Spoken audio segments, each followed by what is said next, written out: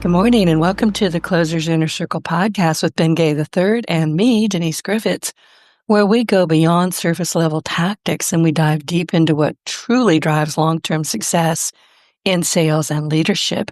And today's podcast is sponsored by What's Right with America. It is a book by Paul Johnson and Larry Aldridge. I have it, I've read it, I've interviewed the authors, and this powerful book offers a refreshing break from the negativity in today's headlines. Johnson and Aldrich, leaders with deep experience in government, business, and media, don't ignore America's flaws, but they do refuse to let those flaws define us. Instead, they shine a light on the courage, the innovation, the generosity, and the grit that have shaped this nation. And they remind us how liberty, free enterprise, and democratic values have empowered generations of Americans to solve problems and build a better future. Excuse me, I'm trying not to cough on you, and this is important.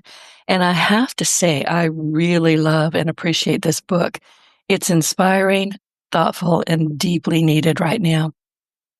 So in today's episode, Ben and I are asking a question that every true closers must answer for themselves. What's my real why? Is sales just a hustle to get through the month and hit those quotas?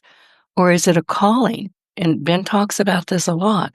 A calling that demands your best thinking, habits, and purpose.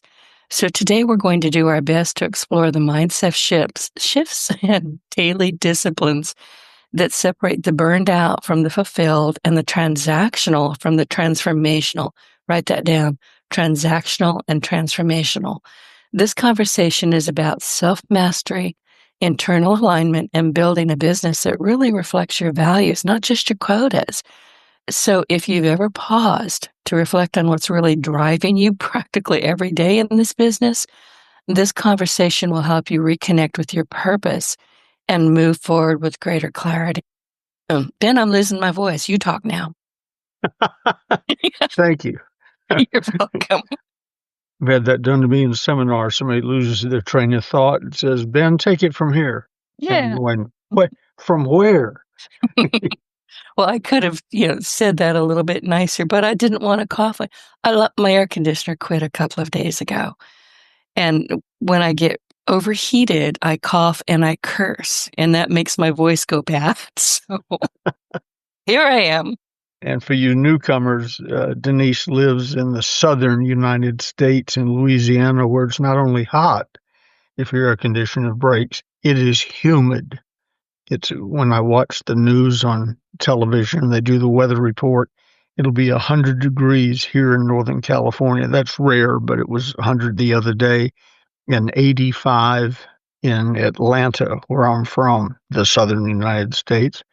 And I said to Gigi, she knows because she's been back in the summer, I would rather have 100 here than 85 in Atlanta. Mm-hmm. Because we just don't have we're sort of a microwave thing. Years ago, I was working at Macy's in the housewares department, and they came out with swamp coolers. You put water in them. They were on a stand. I guess you could have one put in your window, but this one was on a stand, and I gave it to them, to Mother and Dad, as a gift because I got my employee discount and they were on sale and so on.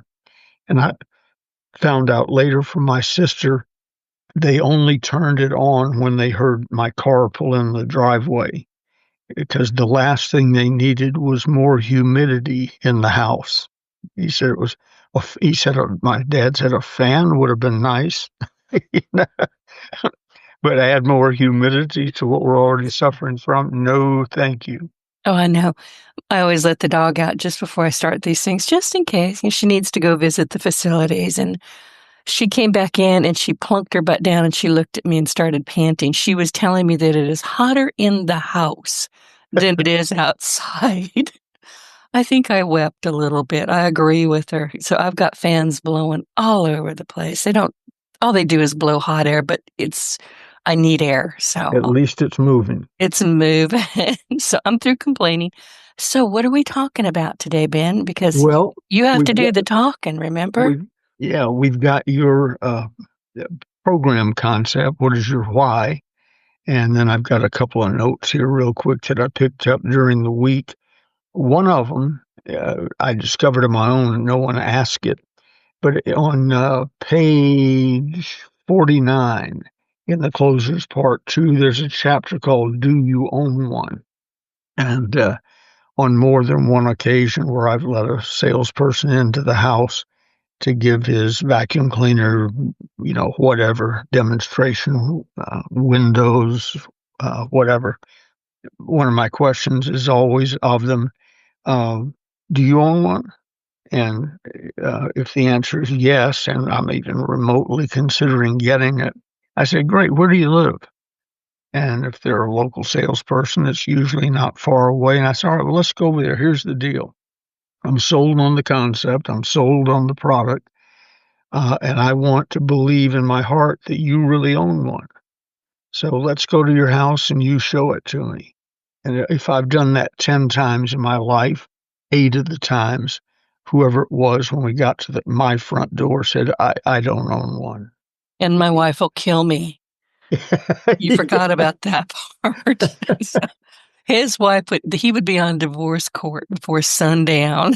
I tell a cute story that when my father was working in Apple Valley, California, he sold Roy Rogers and Dale Evans their first ranch and maybe their second one. I forget how the story goes. But anyway, he wrote the script that the last time I was in Apple Valley, I went down to visit, see the place, and show it to Gigi. They were still using my father's script from 1948. And it was, here's the Apple Valley Inn, and here's the so-and-so, and here, and then they've added a lot of things to it because they've added a lot of people. But one of the things that was always in the script and on the tour was you took them by your own house. And the clever ones even knew to call, this is before cell phones, call your husband or wife, whoever was the salesperson, they were mostly men in those days, call your wife and tell her you're coming. I'm leaving the office now. Therefore, according to the script and the tour, I'll drive past our house in 10 minutes or whatever. And the lady was supposed to be out in the front yard, puttering around in the garden. He honks. She waves the towel that she had tucked cleverly in her waistband.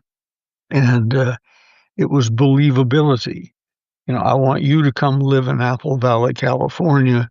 And look, I do. And there's my wife happily messing with the garden.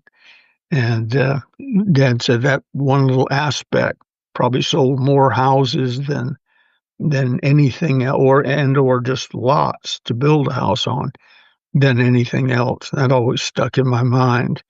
My sister-in-law, she's now gone, was selling Rainbow vacuum cleaners.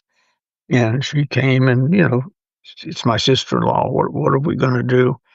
So she came to give her a little presentation and help her out. We were going to buy one. And I said, do you own one, Liz? Have you bought one yet? Oh, yeah, it's great. And I said, fantastic. Let's go over to your apartment. And Ouch. I want to see I it in know action. it's coming. Yeah. Liz she's one of the 8, got to the front door and said, Ben, I don't own one. I'm sorry. And I said, well, call me when you do. And you go first, I'll go second.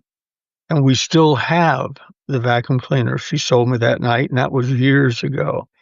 But it's a believable, and I'm always talking about unless you sell oil tankers. And I thought to myself, why do I keep going back to that? Well, it makes sense. It's graphic. If you sell oil tankers, you probably don't need one. So it's an exception to the rule. You don't have to have an oil tanker in your backyard to sell them. And as I was flipping through the chapter, Do You Own One?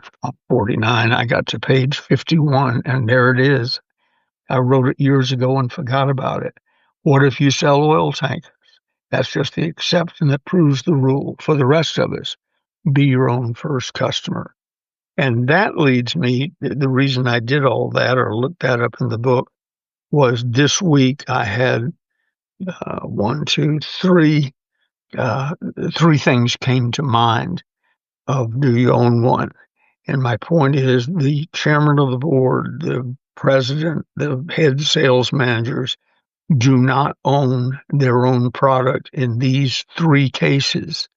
Uh, One, I went to buy a casual pair of pants a year ago, and well, I was on the lookout for a casual pair of pants. I think we were in the store for some other reason, and I look up, and from my childhood, there was a label I recognized, Dickies. And I have a cousin named Dickie. As he told me one day, as he was a teacher, and he asked me to come speak to his class when I was visiting him in Massachusetts. And so I got in front of the room. Hi, pleasure to meet you. Dickie's told me all about you. And Dick Hausman, Richard Hausman, as he corrected me, he said, Ben, they know me as Mr. Richard Hausman. I said, well, that's Oh, fascinating. Well, anyway, Dickie's one of the great people in my life. Turns out he didn't want anybody to know he was named Dickie. I mean, who But would really? they're Nobody wants to hung, be called that. yeah, they're hanged, uh, some Dickies on display, and I knew my measurements, and the measurement on the label was my measurement. So I took them in the dressing room just to be sure, and bought two pairs of black Dickies. It's think sophisticated Levi's, and took them home. And the next day or two, I went to put one on, reached into the pockets, and it was like reaching into two aluminum sleeves. The pockets, front, back, right, left, were stiff like they'd been made out of steel or aluminum or something. I thought, well, that's odd. Well, 50 washings later, they'd feel like normal pockets. But at that moment, I said to myself, the heads of the company have never put these pants on. They wouldn't have allowed. They put their hands in the pockets and go, "Whoa, hold it, we got a problem here." But apparently, these have been on the market a long time, and most people aren't like me. They wouldn't call them and tell. And then, after about the second washing, both pairs were black. Little, tiny little knobs of thread began to appear up and down the pants. I don't care. They're for casual around town wear. But then those little knobs of threads turned white. Oh, Uh, I guess the belief. so that means your wife won't let you wear them. Yeah, yeah. Well, I get static every time I Oh, go to put them on, just because it's again local, and I almost dress like a homeless person in Placerville. It's not that big a deal, but it proves to me the CEO, the president, and the sales manager, at least those three, have never put on Dickies of their own at home. The pockets would have caught that before they got them zipped up. They would have felt the pockets were a huge mistake. And then a week later, when they came out of the dryer or whatever, they would have seen the little knobs. And a week after that, they would have seen the white little knobs. And Gigi said, "Well, get a pair of scissors and just snip them off." I said, "The pants will fall apart. That's part of the material. It's just poorly done." Then, so their mistake is they don't own one. And then I got a new phone, and it was recommended, of course, to get a case for it. If I bought it at AT&T, it was $50. The salesperson whispered to me, "Get it on Amazon. It's $15." I was just going to say you don't ever buy anything from where you bought the phone. You get your accessories somewhere else. Lesson learned. In the phone, it's replacing. It's in a case, and I don't know where I got it. Probably at AT&T, probably at 3 or 4 times what it should have been. But anyway, we got it from Amazon, and it arrived. And then I spent, I'm guessing the better part of 2 hours. Granted, I'm not mechanical. I don't read directions and so on, although I read this one because I wanted to find out. Uh, it doesn't exist. The directions don't exist. This is an otter, Otter, like the animal. Yeah, And those are otter, good. Those are yeah, good well, they're good if cases. you can get your phone in them. Oh, well, there's that. Yeah, yeah, there is that. So after I almost, And now I got the phone flat on the table and I'm pressing down on it. I said, no, whoa, watch out. You're going to break the screen. I didn't, but you're going to break the screen. And so when it dawned on me, the president, the CEO, and the sales manager have never put their phone in one of those cases, or they would have figured out a way to either improve the directions. And I'm looking at it right now. There are no, it shows the person forcing the phone into the case. Well, I tried that until I almost broke the phone. But You have to push the corners very carefully. yeah, I guess. I wish he'd been here when I was messing with it. Well, you But could it have goes called back. me. I would have said, just push the corners. But again, it You're goes right, but back you have to to go, honestly, you have to go online to find those directions. And then you're almost better off going to YouTube to find somebody who had this kind of problem and can show you how to do it. You're right. And I started to write down while you were saying none of them put their phones in those cases. Of course they didn't. They had their assistants do it. right, and that's how come you don't know your product is screwed up Right. or the directions are screwed up, whatever. That that's one. It's the reason the sales managers haven't said to the people, "You've got to own one of these. We'll give it to you at a discount, etc." But we want you to say, "When I'm using mine at home, the vacuum cleaner, the whatever, you're uh, you're talking about something personally, you recognize." Great example. I hadn't even thought about this when we started. I was doing a week of timeshare training in somewhere. It's not coming to me. Someplace in Mexico. It was the place where, when we've talked about dress appropriately, I went down to do the training from my suite, and Oh, yeah. I get on the elevator, and I guess I wasn't being observant. I was the only one on the property in a three-piece black suit with a Hartman briefcase. And I get on and said good morning to the two ladies. And then, like I wasn't there, they whispered something back and forth. And one of them said, I guess somebody died. And then Oh, when I got down to the meeting room, I discovered I was somewhat overdressed. Everybody else looked like a Caribbean drug dealer. Straw hats. Margaritaville. You ever see your Margaritaville get up or your carb? So that's one of those, be like they are where they are. In Apple Valley, Dad, in addition to that script, everybody dressed like Roy Rogers, all the salespeople. And Dad had them all decked out to look like, hello, you're in Apple Valley, home of Roy Rogers, etc. And he was a sophisticated Southerner who'd spent years in New England in the upper class society. He's the last person on earth you would expect to be in a cowboy outfit. But that's, and I knew that story backwards and forwards, but I wore a three-piece tailor-made $1,200 or whatever it was suit to a meeting filled with Caribbean drug dealers.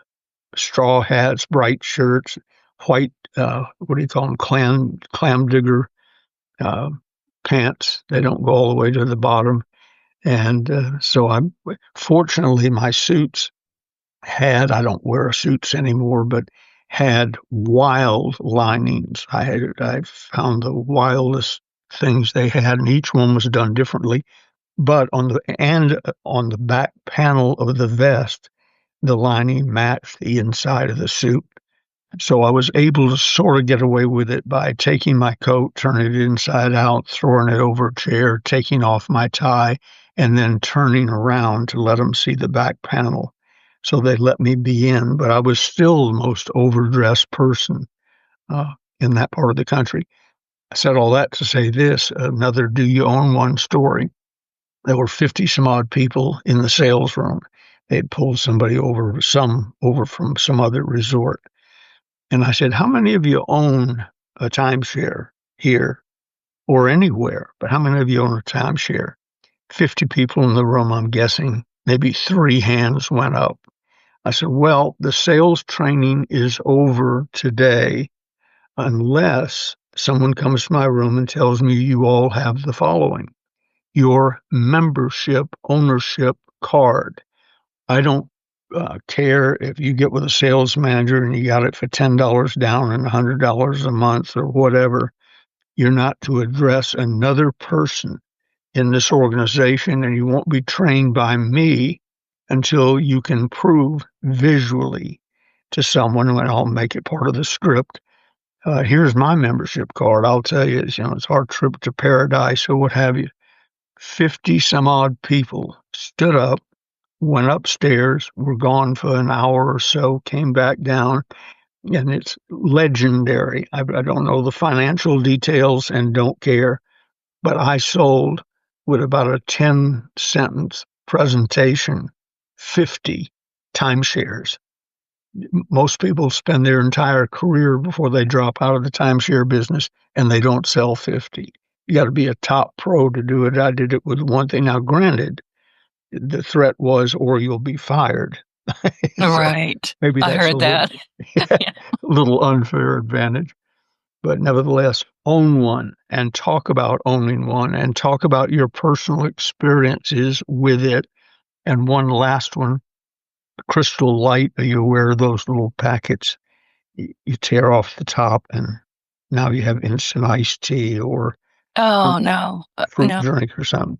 And there's several on the market, but I'm sure they all come out of the same factory.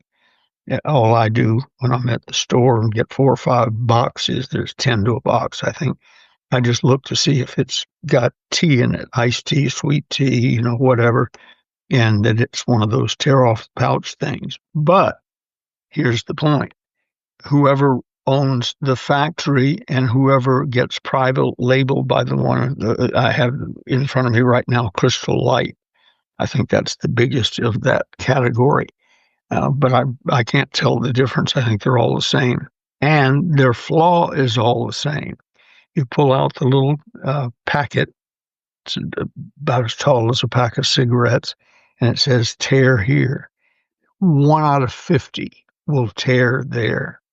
It's made out of aluminum or something, foil, and they don't tear. They'll start to tear, but they won't tear. It's a design flaw that goes from Crystal Light to everything else that's private labeled in that factory, which tells me the CEO, the president, and the sales director don't drink it. I'm not No, advocating that's just sad. I mean, I wouldn't drink it anyway because I don't like sweet anything.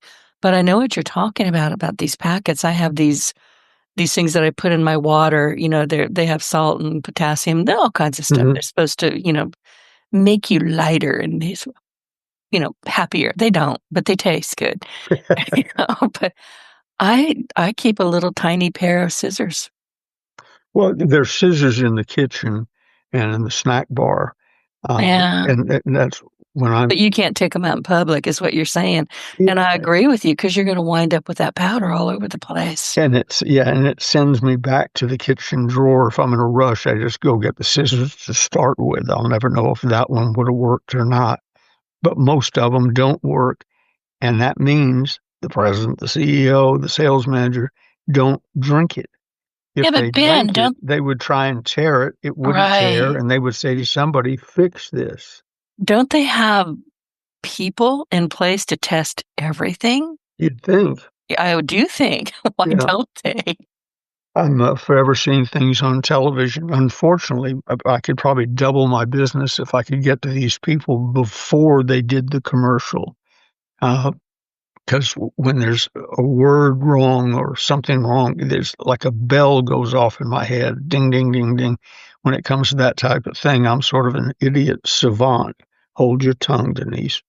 Uh, But what? Are you talking to me? but they just leap out at me, and that would. And I've reviewed our not currently because I don't do any anymore. But when I was in the makeup business, cosmetic business, we would go into the viewing room on the big screen to look at the commercial, and that they were about to release.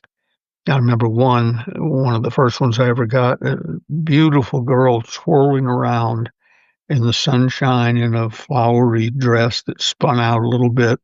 at the Palace of Fine Arts, one of the places where they shoot all sorts of commercials in San Francisco. And they toured around and said, "Oh, isn't the Palace of Arts beautiful? And that's a pretty dress." And I forget which product it was for. And I said, "All that's true, but her hair's dirty." Oh, Not with things hanging out of it, but it right. But wasn't spinning around light like it should have been. She hadn't shampooed her hair in 2 or 3 days. In normal society, that's fine. In a cosmetic commercial, it's not fine. So how does it get past the screening committee, the viewing committee? How does it get past the CEO trying to tear a Crystal Light open and drink one? I don't get it.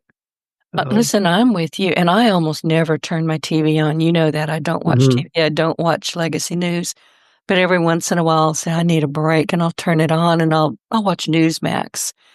I don't do that anymore because they are doing back to back to back 5 in a row, I've counted them, commercials for Amazon where this woman is and she's got a horrible vocal fry, and she's talking about, I look at products deeply, and I can't get to the TV quickly enough to shut it off. Now anything that has that on it because she's talking about, we go through 80 different things, blah, blah, blah.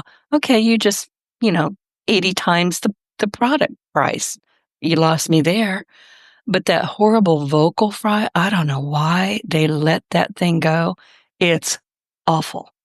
Yep, absolutely. Another one you'll see frequently. I saw one this morning, some bottle of pills to do something, and the headline was $200 off.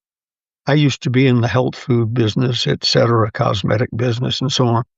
Uh, you've never seen a product that cost them more than $4 or $5 to produce, cap, bottle, silk screen, and the stuff in it. And this is $200 off. What does that leave on? You know, if it's a 50% discount, we're still looking at a $200 bottle of something that you probably don't need and it's overpriced.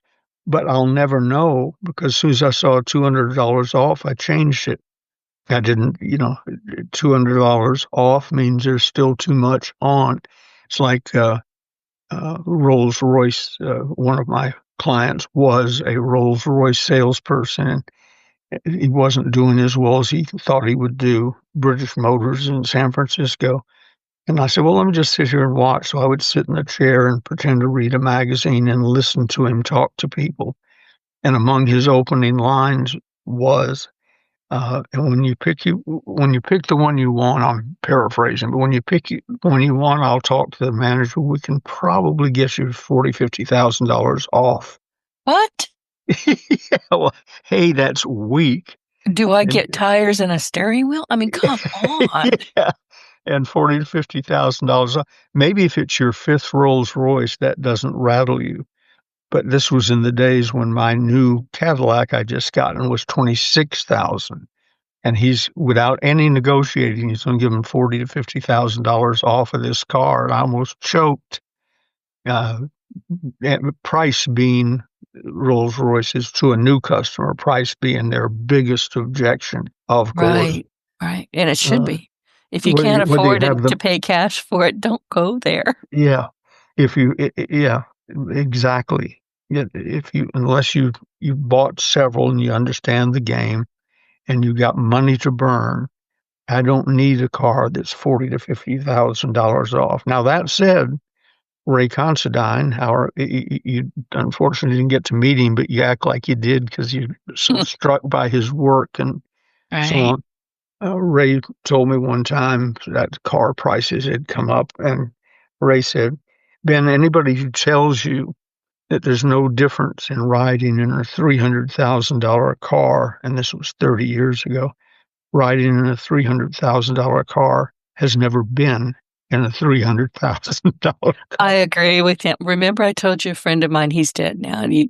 oil field guy, and he bought it used, I think it was a year old, but he paid about $200,000 for this Rolls, and he brought it over to I owned a jewelry store at the time.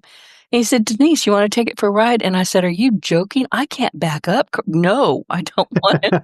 I can't parallel park. I'll have to go straight everywhere I go. He said, oh, you can't hurt it. Take it for a ride. And it was magic. Yeah. And then I saw him 4 or 5 months later, and he had treated it like a pickup truck. He trashed it. I was It like, was a what working car to him. it was a working car to him. But I'm telling you, that first drive, I almost didn't take it back. I thought about just going to the next state with it. It was amazing. Yeah, there is a difference. I'm not sure I'm willing to pay for the deer. I bought Rolls Royces to give away, and I gave William Penpatrick, the owner of Holiday Magic Cosmetics, I gave him one. Well, I The didn't old, know that.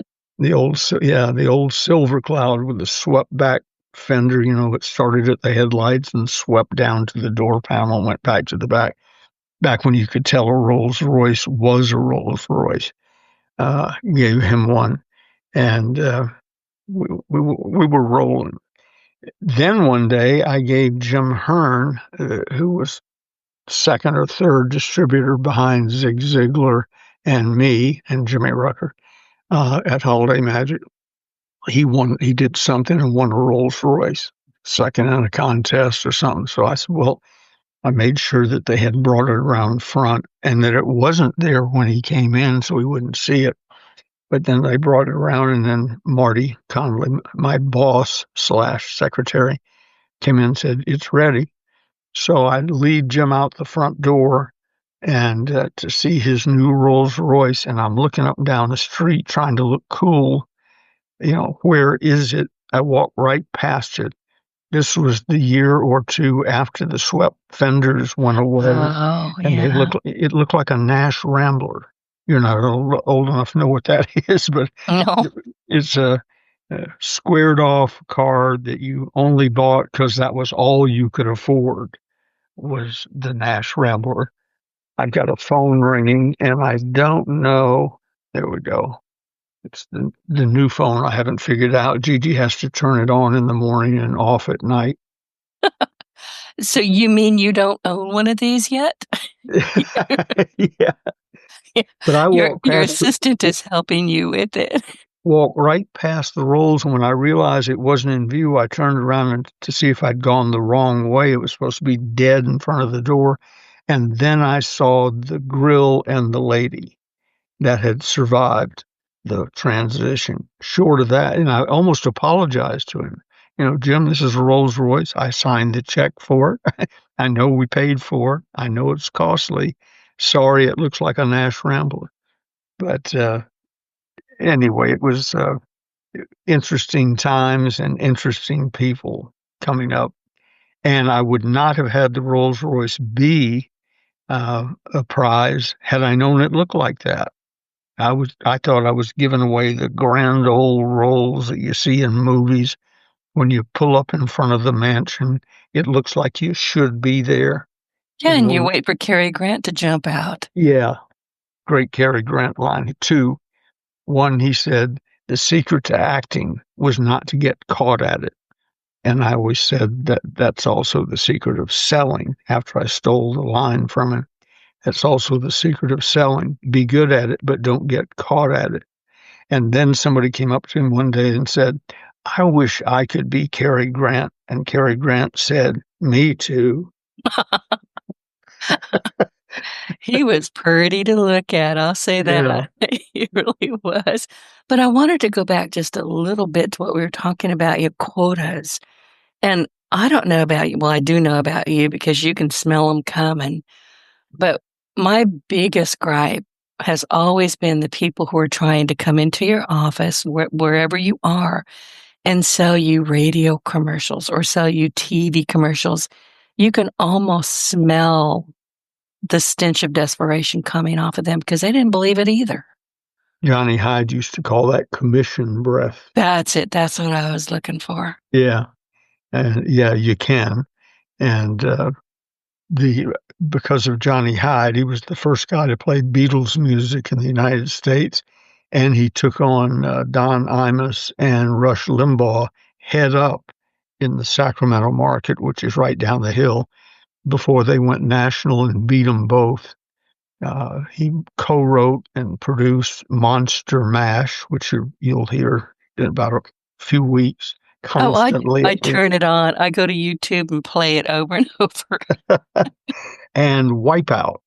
Those were Oh, Donnie's two. He had gold records for both of those. oh. Uh, anyway, because of that friendship, I was in with a bunch of top disc jockeys and so on in that industry. Not because they were in it, but just because they were friends of Johnny. We all had a good time together. I made two major mistakes with them. One time they were talking about the Beatles, which were a big thing in their life. The Beatles started when I was in the Coast Guard. Nobody ever heard of them when I went into boot camp, when I came out of boot camp. That was all anybody was talking about. And I was already owned my own business. Uh, I didn't have time for that. So it was just a little before my time. So they're talking about John said this and Paul said this and so and so. And I said, all right, guys, I'm sitting in the audience. I'm looking up at the stage. There's four of them, right? And they said, yeah. They were sort of surprised I had to check on that. Four of them. Which one, from starting from the right, which one is Paul? You'd have thought I had cursed at the Pope. And I guess that would have been true for any members of the band. I Yeah, didn't I know think he who. was considered the cute one. Yeah, I come yeah. across the Beatles every once in a while, and I don't really care for their music. Well, there are a Now, you few give me the things. Rolling Stones, I'm all happy. Uh, But not the they Beatles. they still are some, even if the lead guy is on a walker. It's unbelievable. But anyway, Really? that was one, and that I didn't know who was who in the Beatles thing. I was in the group, and all of a sudden I wasn't in the group. I was a Martian Johnny had brought to this event, and the other one was I said, yeah, let me ask you something. Uh, Radio advertising salespeople have a bad reputation, like used car salespeople. I'm sitting here with whatever it was, eight of you, and no one has ever asked me to buy anything. I'm running several large companies. None of you have asked me to buy advertising or referred me to anybody to buy advertising. Why not? Just curious. And they said, because you're a friend of Johnny's. And I said, Oh, what does that mean? They said, it means we wouldn't sell it to you. Why not? Because it doesn't work. oh my goodness. Yeah. There is some radio advertising, obviously, that works, but you're driving in your car, which is where most people listen to the radio. Your hands aren't free, whatever. And so there's all sorts of reasons that they hear your commercial, but they don't act on them because of where they are. And it's in the middle of the day and they're doing other things. So on, that's one. And there are, when they say, and be sure and ask for department number so and so, or ask for the Fox News discount or whatever. They do that so they can prove to the advertiser somebody called. And having run the first call center in the country, I can tell you that some of our radio clients who used us as their 800 number would say, one of the questions is, why are you calling? And I said, if they don't know, just write down, fill in the blank, whatever advertiser they were trying to impress, because they knew it didn't work for And a neither do variety of reasons. billboards. Billboards, what a waste of airspace. Yeah, well, the one thing it does is it lays the groundwork for television, direct mail, the Um, salesperson, et cetera, in that at least you've heard of it. It's well, that makes sense. But it's by the time background. I've driven past it, I've already forgot what it was. Right. Yeah, And I'm if with there was you. a phone number on there, it's like lost to me. So yeah, I've never seen. But I wanted to go back to what we were talking about, commission breath, because I've come across a lot of people who are selling what we're talking about, some kind of commercial, radio, TV, even benches on the side of the street. I don't think those exist anymore, but for a while that was kind of a big thing. And I would just look at them and say, why am I going to drive past a bench that's got people sitting on it and read what? Their t-shirt? What are you trying to sell me here? Yeah, benches are made to sit on or sleep on, depending on where you are in town. And I thought that was a complete waste of time. But I think my real question, and I may struggle articulating this, is why would, and let me preface that with saying, when I was in business and these people would come in and say, "Oh, we're going to put you in the yellow pages and we're going to do this and we're going to do that." And then the next time they came in, it was a different person because the other one had quit. So I Yes. guess High turnover. big. So I guess my real question is, if you think you're in sales, why in the world would you be doing those kinds of sales? I mean, why not be a grown-up salesperson? There was a time when selling yellow page advertising was, if you wanted to make good money, that was the place to go. And I thought of that the other, because I trained a lot of them. I thought of that the other day when the roommate of our son, who rents the house in the guest house, the granny flat, were both pulled in about the same time. And in the driveway, they had thrown the two phone books, one for each house. And Drew is his name, Andrew, but he goes by Drew. Drew picked up his and says, "Ben, what is this?" Yeah, He exactly. didn't know what a phone book was. I said, "Well, you look up phone." He said, "Why wouldn't I just look on my phone?" Yep. The last time, it's been a couple of years since they started to dump it, and they're big and they're thick and they're fat and they're yellow. And they would put them, in a cellophane wrapper and dump them in front of my car on the driveway if my car was in the driveway. And I caught him at it one day and I picked it up and I kind of waved him down. I said, "Take this back, please. It's, landfill and I don't want to contribute to that. Can you just stop? Oh, we have we have to drop it off." Well, I'm dropping it back. So I put it in his window and gave it back to him. I wasn't rude about it. Put it under his windshield wiper. I would have broken something, but these things were so heavy and so thick. He said, "I know, but we have to." And I said, "God bless you." Again, that's a sales job I wouldn't want. Not anymore. No. That used to be a hot place to be. Our phone book now is, I'm guessing, I don't have one in front of me because I threw mine out after I told him what it was, but is down to about 150 pages, a little less than half of the closer's part two.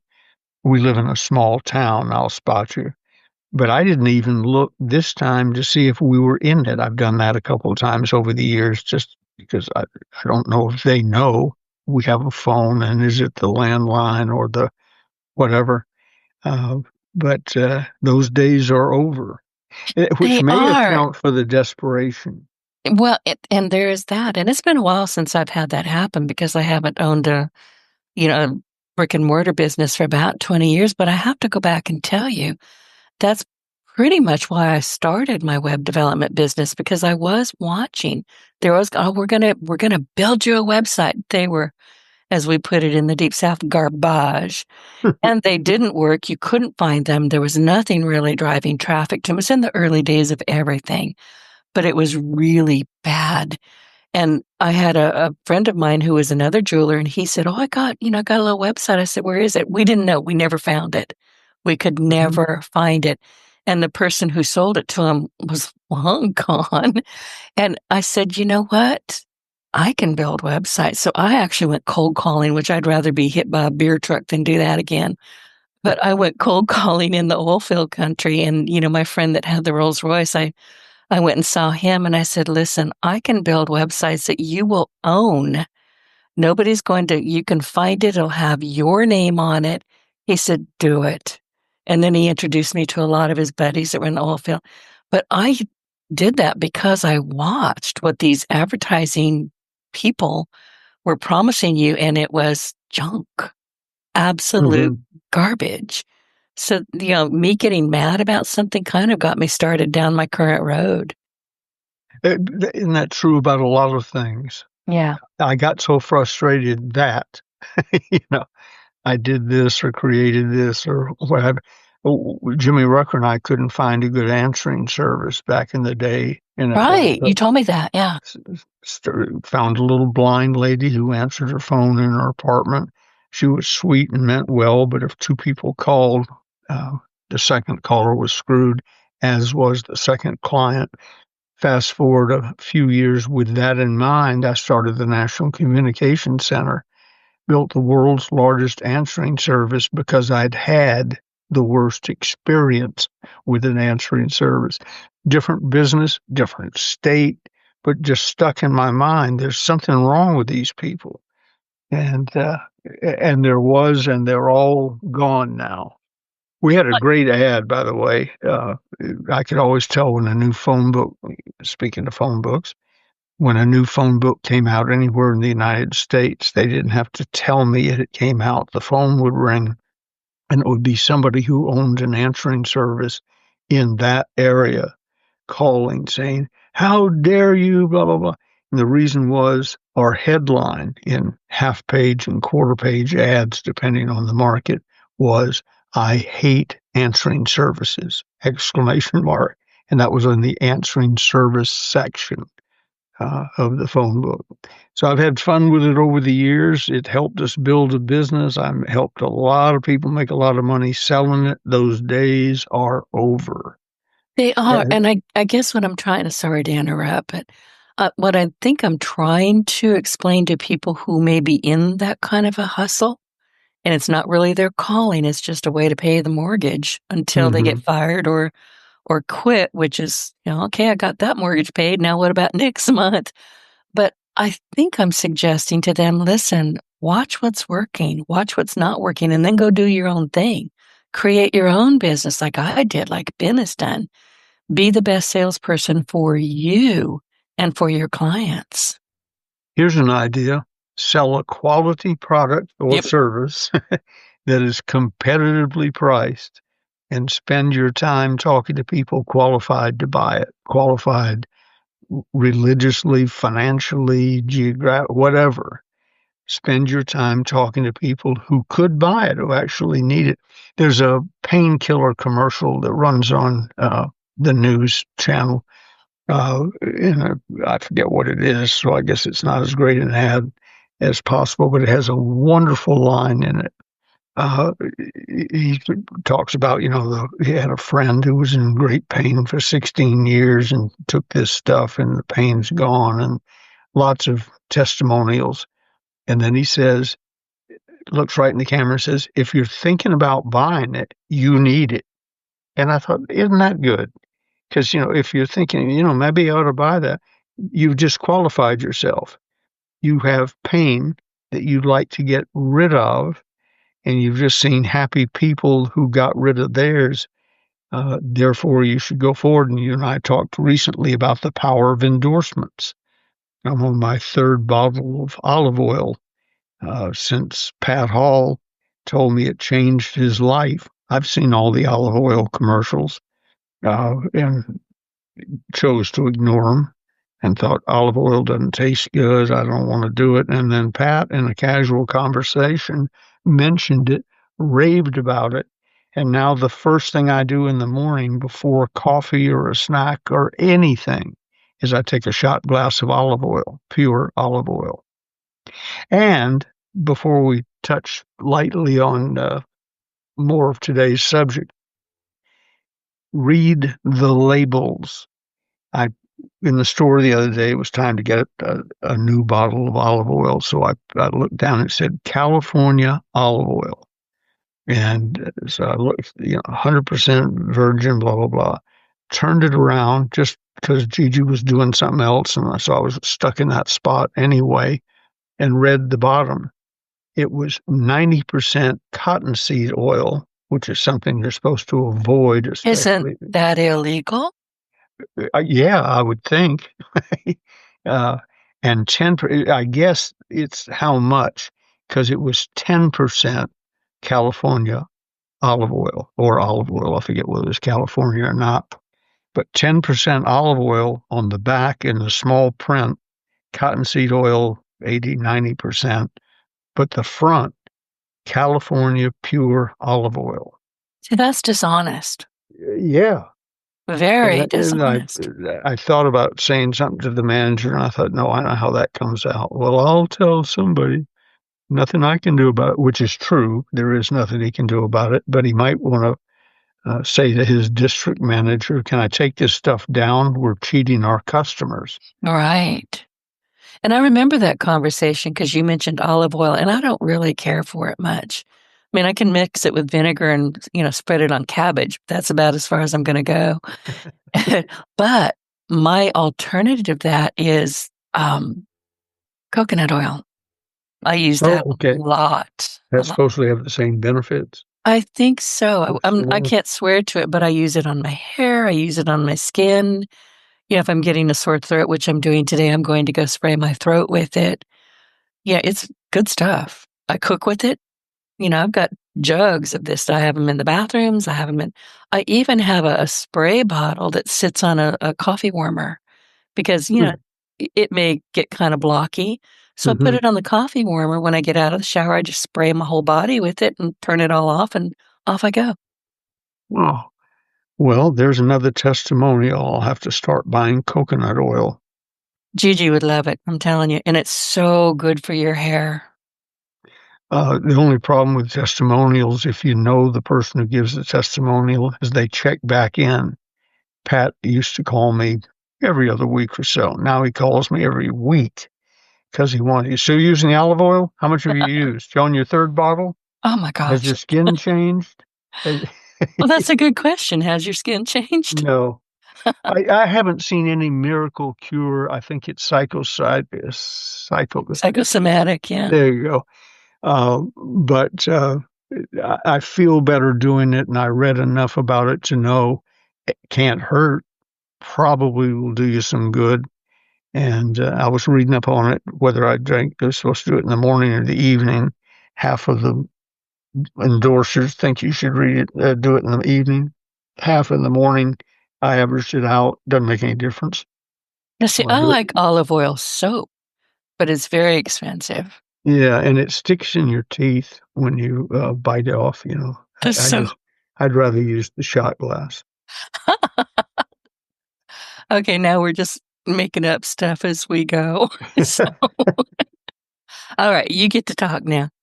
I was back to what's your why, which technically is what we're talking about today, and we nibbled around the edges. For me, my why in selling and everything else in the early days, I was broke. I was trying to put my first wife through nursing school. I was making $100 a week. Adjust that for inflation, that would be 1,000 a week or something now. But it didn't go far when she wasn't making any money, and plus tuitions at Crawford Long Hospital in Atlanta. So when I saw the ad that said, if you know anything about marketing plans, want to make more money, dial this number, I bolted into the nearby phone booth, dialed the number. It was Holiday Magic Cosmetics, and it took us a few months to get rolling, but everything changed. Everything in my life pivoted in that phone booth on the corner of where West Peachtree and Peachtree split in Atlanta in front of a Colonial grocery store. That was the starting point. People, did you want to change the world? No, I wanted to eat that night. Yep.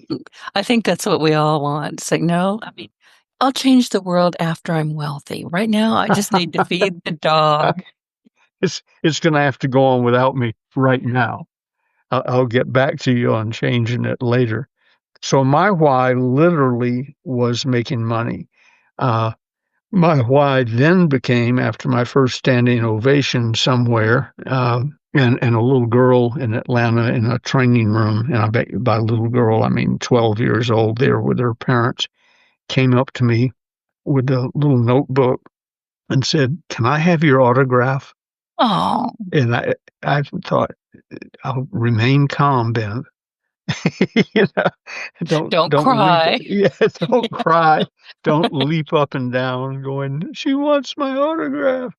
But the attention, a few standing ovations, and the attention kicked in. And then the third why for me has been the joy of, I like talking to people. I talk to people all day long, and many of them are conversations like with you. They're dear friends.